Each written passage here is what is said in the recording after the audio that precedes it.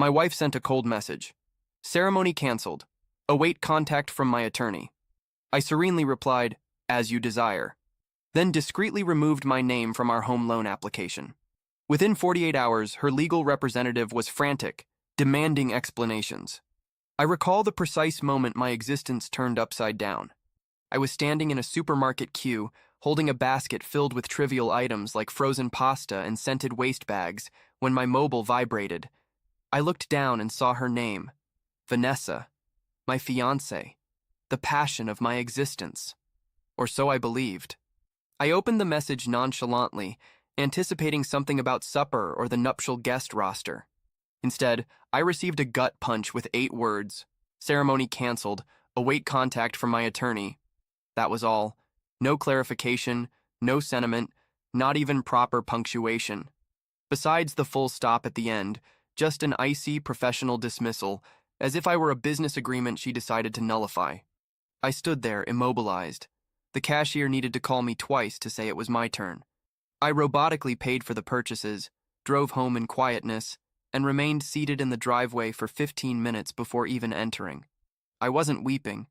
I wasn't shouting. I was hushed. The only words I returned to her were, "As you desire." I understood what that message truly signified. It wasn't just the ceremony that was terminated. It was her manner of saying, "Don't reach out. My attorney will manage everything." I was being cast aside, and she thought she possessed all the advantages. But she overlooked something quite significant. You see, Vanessa and I had recently signed initial papers to jointly request a home loan, a lovely townhouse in a newly constructed area outside Portland. She selected it. She furnished it in her imagination. She even informed her companions it was practically hers already. But nothing was completed. And more crucially, we weren't wedded yet, which meant I was still technically unattached. So before I even removed my jacket that evening, I opened my laptop, accessed the bank's mortgage portal, and withdrew my application. It required 3 clicks. Merely 3. And with that, the entire arrangement collapsed like a tower of playing cards. Now, I recognize what you're considering. Petty in the extreme? Perhaps. But after 2 years of constructing a life with her, after all the forfeitures I made, including rejecting a career opportunity in Boston so we could reside near her relatives, this wasn't merely about pettiness. It concerned dignity. Nevertheless, I didn't anticipate what occurred next. Less than 48 hours later, while I was consuming leftover pasta on my sofa, my phone chimed. Unknown caller. I allowed it to proceed to voicemail. A minute afterward, a message appeared. Greetings. This is Jennifer Davis, legal counsel for Ms. Vanessa Bennett. We urgently solicit a return call regarding your home loan withdrawal. As this action may constitute contractual violation or monetary interference, please contact us promptly. I chuckled. Urgently solicit, Suddenly her attorney was panicked. Not so icy and professional now, were they? I didn't return the call. Instead, I waited, and inevitably, more calls ensued. Electronic messages too, all with increasing desperation. They weren't expecting this. Vanessa, in her characteristic way, must have presumed I'd be devastated, perhaps even pleading. But I wasn't. I was finished. The following day, I received a call from a mutual acquaintance, Rachel. She sounded uncomfortable. Hey, did you actually withdraw from the house arrangement? Affirmative. Okay, because Vanessa's extremely upset. Apparently, she already ordered furnishings and told her parents they'd have a visitor's room. I nearly said, not my concern, but I restrained myself. I didn't want to appear heartless, even though, honestly, I could have. Rachel paused before adding, she said you were being vindictive, that you're doing this to chastise her. That made me laugh aloud. I wasn't chastising her. I was simply done acting the dupe. What Vanessa didn't know yet, and what nobody else knew either, was that I had begun to suspect something weeks before the separation. There were indications. Late-night messages from unrecognized numbers, work gatherings that seemed strangely scheduled, whispers behind secured doors. When I entered the room, I noticed. I simply didn't want to accept it. But now, with everything disintegrating, I felt like I was finally perceiving her clearly, and so I decided to stop reacting and start monitoring. Instead of replying to her attorney or attempting to salvage anything, I remained quiet. I let them spiral, let them wonder. Let them squirm. And in that silence, realities began to surface. 2 days later, I heard a knock on my apartment entrance. I wasn't expecting anyone. It was her father. I hadn't seen Mr. Bennett since we all dined together a month ago, when he gave a toast about how proud he was to welcome me into the family. Now he just looked exhausted and maybe slightly embarrassed. He didn't even greet me before blurting out, "What's happening with the house?"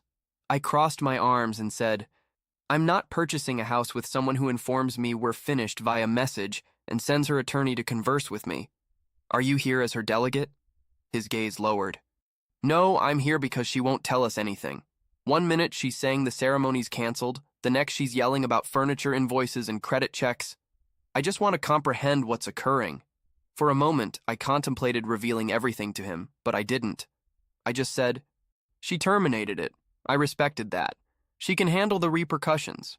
He nodded slowly, then muttered something like, "I told her not to do this," and departed.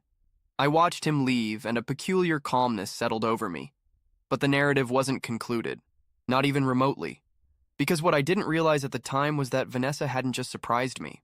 She'd been scheming something calculated, and I was about to discover exactly why she really desired that house so intensely. The first genuine crack in the surface came from someone I hadn't spoken to in months, Vanessa's cousin Alex.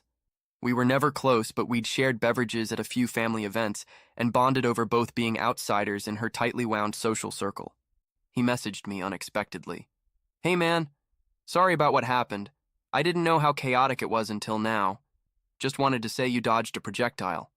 I stared at the message for a long time before responding. "Appreciate it. What do you mean, though?"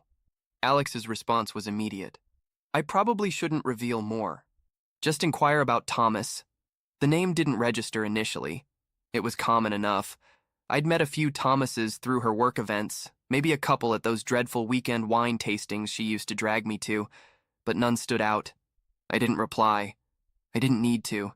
Something about the way Alex phrased it, brief, cautious, like he was testing dangerous waters, told me everything I needed to know. This wasn't just some name. Thomas was connected to the reason she called off the ceremony, and I had a fairly good notion what kind of connection that was. I went back and checked her social media. Most of her posts were private now, but one thing caught my attention: her list of tagged photos. There was one from a friend's engagement celebration a few weeks back. The same weekend she claimed she was ill and staying home. She wasn't in the photo, but Thomas was. Arm wrapped around her waist. Near. Intimate. My stomach churned. So while I was sitting on the couch microwaving soup and making final decisions on kitchen tiles, she was posing with some individual behind my back and feigning illness. That's when I stopped feeling injured and started feeling something else. Focused. I didn't just want out. I wanted clean severance. No connections, no debts, no traces left behind. First, I contacted the mortgage company directly and ensured my withdrawal was permanent. I also forwarded them a copy of her breakup message. They informed me unofficially that her attorney had already called twice attempting to get me re-added to the application. Too late. Then I did something I hadn't done since before our engagement. I called Marcus, my old university roommate and now a real estate attorney in Boston. He had offered me a position a year ago, which I declined because Vanessa insisted we establish roots near her family. I told him I was available again. He laughed and said, "It's about time." We scheduled a video call for Monday, and still not a word from Vanessa. That was her method. Never confront directly. Always through intermediaries, attorneys, friends, pressure. But I wasn't playing her game anymore. Or so I believed. It was Sunday morning when the next bombshell dropped. I woke up to 32 missed notifications. Messages, calls, emails. Not from her. From my financial institution. Apparently, an attempt had been made the night before to access our joint savings account, the one we opened specifically for ceremony expenses. I'd funded it with $10,000 from my own bonus. Money we agreed would be for catering and venue deposits. But the request was flagged as suspicious because the transaction attempted to transfer all of it to a private checking account under only her name. I called the bank immediately. They froze the account. And as I was on the phone with them, trying to understand what was happening, my email notified me of a new message. Subject: urgent. Regarding ceremony funds. It was from Jennifer Davis, her attorney, Mr. Wilson. My client is concerned about the funds held in the joint savings account for your now canceled ceremony. As she made several payments into this account, she believes she is entitled to reclaim a portion. That was a fabrication. She didn't contribute a cent to that account. I had documentation. Every deposit originated from me. She maintained her money separate for flexibility, she always claimed. But now that it was over, she wanted to rob me blind and call it equitable. I didn't reply. Instead, I called Marcus again. He said, "You've got documentation every dollar. Then you're secure. But let me tell you something, friend. If she's desperate enough to attempt that, she's not finished." And he was correct. That night, I received a voicemail from Vanessa herself. The first direct communication since her infamous message. Her voice was unsteady, emotional, almost like she wanted to sound broken. "Hey, I didn't want it to be like this. I panicked, okay? Things became complicated and I didn't know how to discuss it with you. Please don't think I was trying to harm you." I played it twice. Then I deleted it. No reply. Because here's the thing. Once you demonstrate to someone you're not afraid to walk away, they become frightened. And Vanessa was accustomed to control. She wasn't accustomed to someone reversing the script on her. Monday arrived. I signed the new job offer from Marcus's firm. Remote to begin with, relocation package included. If I chose to move, I was officially back in command of my life. But Tuesday, that's when the final thread unraveled. I received another call from Rachel. Again. Her voice was strained, as if she had been crying. "You should know. Vanessa is pregnant." I froze. "She's telling everyone it's yours." I felt my heart halt. But Thomas. Thomas has been staying over at her place every night since the breakup. People are beginning to talk. My voice was subdued. Did she mention how far along? 8 weeks, supposedly, I calculated. 8 weeks ago, Vanessa was on a detox and wouldn't even allow me to touch her. Said she was purifying her body before the honeymoon. That was the last time we were intimate. 9 weeks ago. Barely.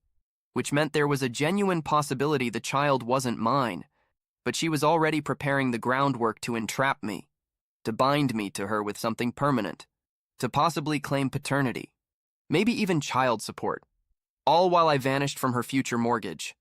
And the worst aspect? I knew exactly what she would do next. I barely slept after Rachel's call. I lay there in darkness, trying to piece it all together. The timing, the motive, the real reason she ended things by message instead of face-to-face. Because that's what it was, wasn't it? A strategy, not a separation. Vanessa didn't fall out of love. She was planning her escape route and controlling the narrative before I ever had a chance to speak. And now she was claiming to be carrying my child. Except it couldn't be mine. The dates didn't align. We hadn't been intimate in weeks. By then, she'd been distant, cold, even condescending. She termed that period a pre-matrimony cleanse, said she wanted to be pure for our wedding night. I had no reason to question it. At the time, I thought she was just quirky like that. But now it was evident. She was keeping me at a distance because she already knew she'd made a mistake. Or worse, that she'd crossed a boundary she couldn't undo. And Thomas, he wasn't just a fling. He was the genuine reason. The next morning, her attorney emailed again, this time more aggressive, given the ongoing circumstances.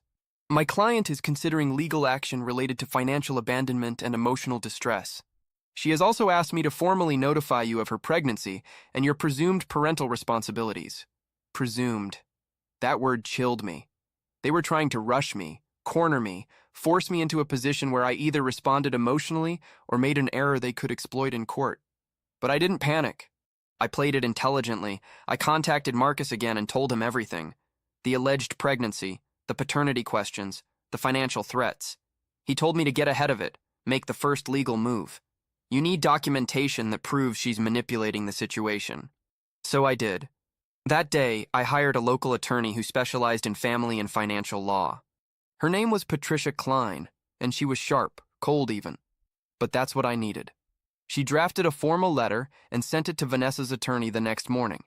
It stated, in legal terms, that I denied paternity until a verified DNA test could be performed. I would not be contributing financially or emotionally until biological confirmation. Any attempts to access joint accounts or portray me as emotionally abusive would be considered defamation and met with countersuit. She even included a clause demanding full financial disclosure of Vanessa's current assets, just in case Vanessa tried to claim I owed her money from the now canceled house purchase. I wasn't pulling punches anymore. Less than 2 hours after that email went out, my phone rang again.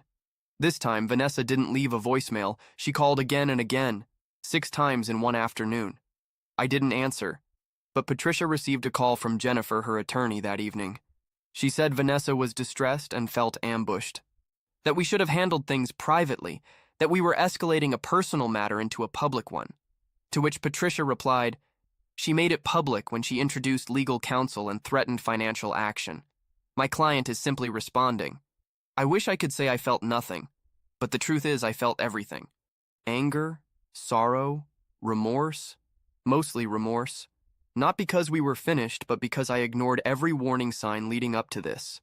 Like how she'd refused to combine finances until the ceremony, or how she always controlled the social calendar, or how every time I brought up prenuptial agreements, she'd laugh and say, "Don't you trust me?"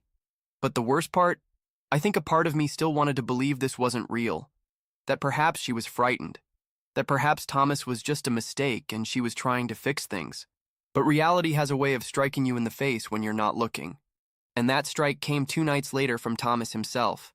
It was around 10 p.m., I was home alone, watching television, when I got a message on social media from a profile I didn't recognize.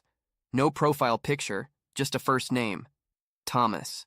The message read, "We should talk. I don't want to be part of whatever game she's playing." I stared at it for a long time. My hands were trembling. I finally typed back, "Talk." He replied, "She told me you two were already finished. She said the ceremony was called off months ago and you were just helping her get a house. Out of guilt." My blood boiled. We were engaged until the day she messaged me that it was off. That day. Not before. He went quiet for maybe 10 minutes. Then he said, "She said you struck her." I felt the floor drop from under me. What? Yeah, that's what she told me. That she was frightened of you. That you had anger issues and used to break things when you were upset. I sat there, stunned. I had never laid a hand on Vanessa, never raised my voice in any threatening way. The worst we ever had were disagreements about time. How she always put her friends first and scheduled our relationship like a business meeting. But physical violence, never. Not even close. "Do you believe that?" I asked. He took a while to respond.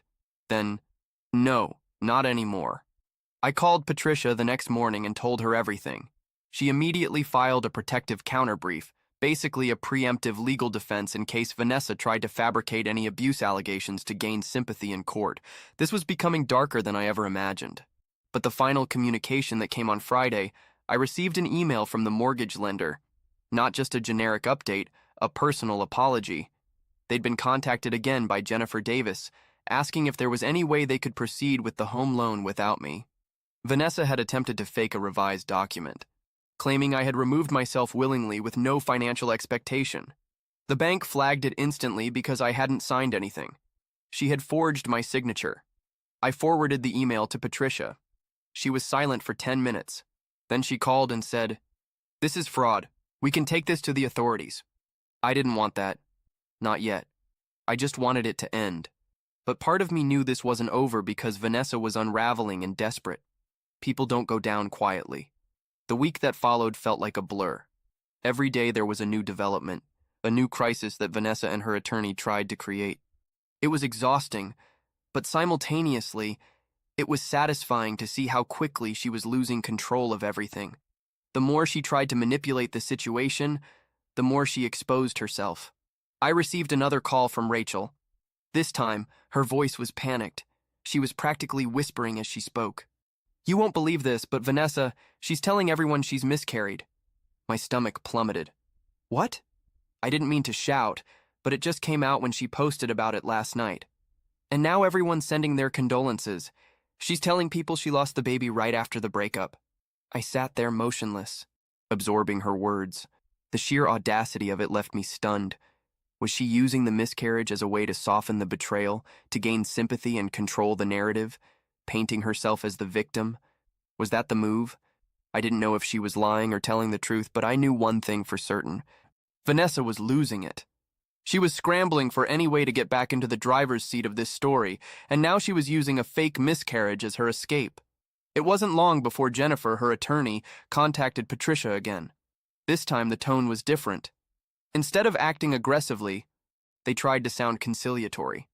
"We understand that things have escalated beyond what we anticipated. Vanessa is dealing with some personal issues, and we want to avoid any further conflict." Patricia didn't let them off the hook. She reminded them of Vanessa's attempt at forgery with the mortgage and told them in no uncertain terms that if Vanessa continued down this path, there would be more than just a financial dispute. "I'm not afraid to escalate this," Patricia said firmly. "We will pursue criminal charges if necessary." I couldn't help but feel a strange sense of satisfaction. Vanessa had pulled so many strings behind the scenes, but now the cards were on the table, and I wasn't backing down. She had no idea what was coming. That Friday, I received a call from the bank. It wasn't just about the mortgage. It was about the fraudulent documents Vanessa had submitted. They had contacted the authorities, and the matter was now under investigation. Vanessa had crossed a line, and it was no longer just about a broken engagement. It was about criminal activity. I forwarded the email and details to Patricia. She immediately arranged a meeting with the prosecutor's office. As the days passed, Vanessa's attempts to salvage her image only made things worse. Her posts on social media grew more erratic. Tearful selfies, vague messages about being misunderstood, and vague references to how some people just want to destroy everything good in their life. She transformed from the confident, entitled woman I'd once loved to a woman unraveling at the seams, desperately trying to cling to anything she could. I didn't respond. I refused to engage. It wasn't just about the money or the house anymore. It was about the fact that Vanessa thought she could control everything, even me. She thought she could humiliate me and walk away unscathed. But the truth was, I was the one who had been in control this whole time. I didn't need to stoop to her level. I didn't need to prolong the ugliness. I just had to stand firm. The phone call that changed everything came on a Wednesday. It was Vanessa's father again. But this time his tone was different. It wasn't the cold, formal tone of a parent who'd been trying to mediate. This time, he sounded like a man who had finally seen through his daughter's lies. "I need to apologize," he said. "I was wrong about everything. I should have known something was off. Vanessa, she's been lying to us all." It was difficult to even comprehend what I was hearing. I had spent years trying to earn this man's approval, trying to prove I was good enough for his daughter, only to realize now that I was just another pawn in Vanessa's game. He told me everything. How Vanessa had been sneaking around with Thomas long before our engagement had ended.